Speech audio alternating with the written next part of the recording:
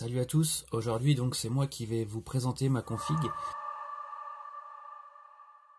Beaucoup de possibilités donc du coup avec JDOM, notamment la possibilité de fully kiosque, comme vous le voyez, de récupérer la vidéo faite par la cam de la tablette. Et là vous me voyez, donc évidemment c'est pas du foudre de guerre, mais on a quand même des images qui seront gardées, c'est important.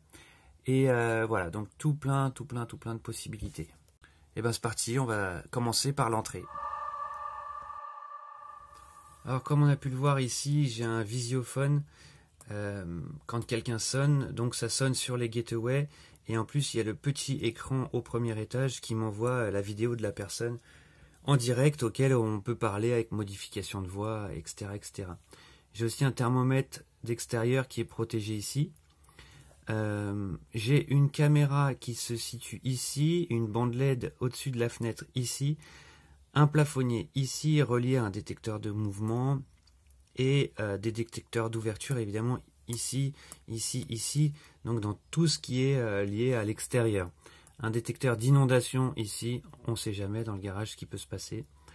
Voilà, pour ce qui est du rez-de-chaussée, je crois que c'est tout. Ensuite, on est monté au premier étage. Évidemment, c'est un petit peu là où il se passe plus de choses. Donc, on a une caméra qui est ici, qui va pouvoir filmer toute la pièce. On a différents thermostats ici, le relais, la chaudière, et évidemment qui sont reliés. J'ai pas encore les têtes thermostatiques connectées, mais c'est vraiment quelque chose que j'aimerais bien avoir parce que ça a l'air de faire des économies. C'est aussi ça mon but, c'est la sécurité et aussi les économies. Donc on a des détecteurs d'ouverture sur les fenêtres, évidemment, qui sont reliés au chauffage. Je pourrais vous faire un petit mot à propos de mes différents scénarios, ça pourrait être intéressant. Je vous le ferai. Du coup, qu'est-ce qu'on a ici? On a un détecteur d'inondation, évidemment, ici sous la machine à laver et l'évier, qui m'a sauvé plusieurs fois. On a un détecteur de gaz ici, pas très loin de la chaudière. On a un détecteur de fumée, qui sera à l'étage du dessus. Ici, on a une ampoule Yeelight et le JDOM et tout mon bazar se situe ici. On a un robot aspirateur là, c'est un S50 auquel on peut appuyer sur des boutons qui se situent dans la cuisine pour faire que cette partie quand on a fini de manger. Voilà, c'est à peu près tout pour le premier étage, je crois. Donc ensuite, on arrive au dernier étage, où ici on verra l'interrupteur double qui est relié à la VMC qui me permet de passer en vitesse 1 ou 2, qui est relié lui-même au thermostat de la salle de bain, puisque la VMC concerne principalement la salle de bain. Un petit thermomètre ici du coup, un détecteur d'inondation au niveau des WC. On a toujours des détecteurs d'ouverture pour le chauffage et si jamais il y a une effraction.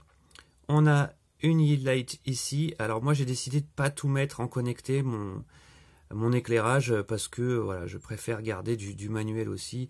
C'est plus sympa pour madame et les enfants aussi à comprendre, même si les enfants s'adaptent très vite à tout ce qui est domotique.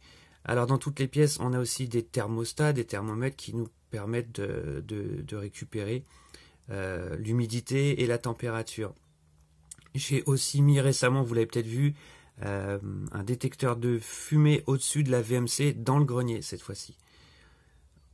Voilà, on a aussi un aspirateur qui est ici qui permet d'aspirer tout l'étage. C'est un V1, un mi-vacuum qui fait très bien son travail. Bon, il n'a pas de petite lavette, mais il fait très bien son job. Vous pouvez retrouver des vidéos sur la chaîne Domotique, pas de problème pour ça. Voilà, maintenant on va passer donc au scénario. Alors nous voilà dans les scénarios, je vous les montre parce que ça peut toujours donner des idées. Alors, la première catégorie, en fait, c'est tout ce qui se fait de manière automatique.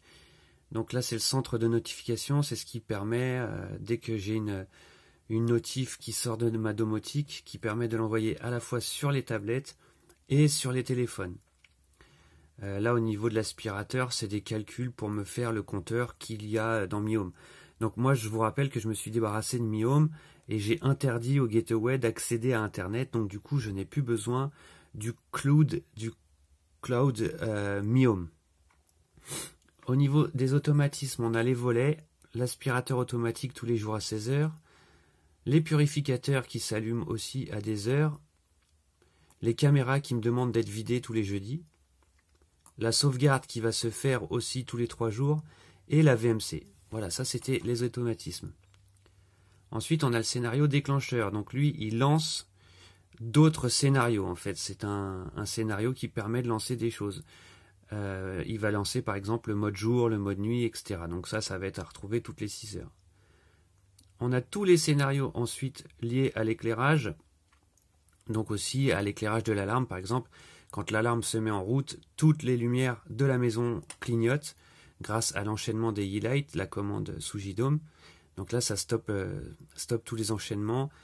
Voilà, ensuite les lumières, on a la lumière par le bouton 1, par le bouton 2 et la lumière par le détecteur de présence. Ensuite, on a tout ce qui va être lié au chauffage. Donc là, c'est assez intéressant. Là, comme vous pouvez le voir, tout est éteint. Pourquoi? Parce que tout simplement, dehors, il fait plus de 17 degrés. Et quand il fait plus de 17 degrés dehors, la maison se met en mode chaud. Et donc, du coup, coupe le chauffage. Au niveau du chauffage, donc, on a un mémo radiateur. Donc, un petit message qui nous est envoyé pour nous dire de baisser ou de monter les chauffages quand on part. On a le chauffage qui se coupe tout seul par rapport aux fenêtres ouvertes. On a un scénario lié à la canicule, pardon. Le chauffage, donc lui qui va repérer s'il fait plus de 17, etc. dedans, dehors. On a aussi un scénario pour le chauffage de la salle de bain pour pas qu'il soit allumé trop longtemps. Voilà, il s'éteindra tout seul. Ensuite, on a des scénarios liés à l'information, donc à la présence, Waze pour la route, confort et extérieur, donc ça c'est le centre d'ambiance que je vous ai parlé tout à l'heure. La pluie, la qualité de l'air, la veille par exemple, est-ce qu'il faut ouvrir une fenêtre ou la fermer parce que l'air est mauvais, parce qu'il fait plus chaud à l'intérieur, etc. On a aussi la météo à venir, la pleine lune, et un petit topo télégramme le matin au niveau des infos, la sain du jour et des choses comme ça. Au niveau du ménage, on retrouve aussi des scénarios, donc aspirateur bouton, aspirateur qui fait qu'une zone, un problème lié à l'aspirateur, sortir les poubelles, donc là c'est un ask, la fonction ask permet de répéter un message jusqu'à temps qu'on appuie sur oui ou sur non ou sur ce qu'on a envie. Là au niveau de l'aspirateur et des présences, c'est-à-dire que si je suis présent, l'aspirateur n'a pas le droit de faire du bruit, donc il passe en mode doucement.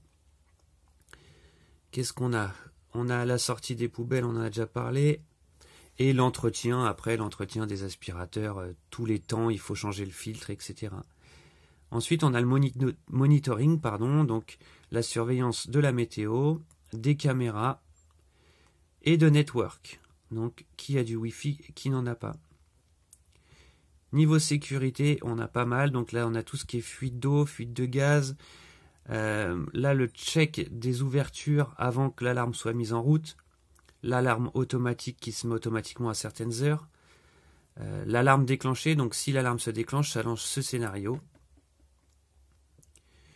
On a quoi encore? On a la motion, donc là ça repère du mouvement sur les caméras quand l'alarme est enclenchée.